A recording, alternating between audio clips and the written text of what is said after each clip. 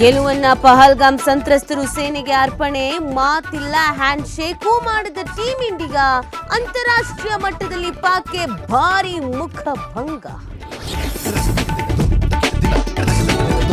ಹಾಸನದ ದುರಂತದ ಸಂತ್ರಸ್ತರ ಮನೆಗೆ ಎಚ್ಡಿಡಿ ಭೇಟಿ, ಪ್ರತಿಯೊಬ್ಬರ ಮನೆಗೂ ತೆರಳಿ ಮಾಜಿ ಪಿಎಂ ಸಾಂತ್ವನ, ಪಕ್ಷದ ವತಿಯಿಂದ 1 ಲಕ್ಷ ಪರಿಹಾರ ಘೋಷಣೆ.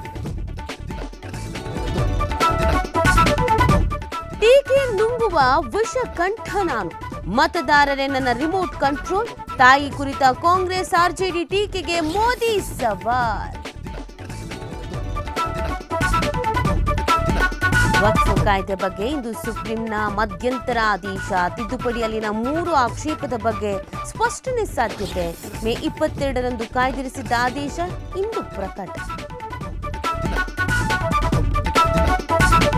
ಬ್ರಿಟನ್ನಲ್ಲಿ ವಲಸೆ ವಿರೋಧಿಸಿ ಬೃಹತ್ ಪ್ರತಿಭಟನೆ, 1.5 ಲಕ್ಷಕ್ಕೂ ಹೆಚ್ಚು ಜನರು ಭಾಗಿ, ಅಕ್ರಮವಾಗಿ ದೇಶ ಪ್ರವೇಶಿಸಿದವರ ವಿರುದ್ಧ ಕ್ರಮಕ್ಕೆ ಆಗ್ರಹ.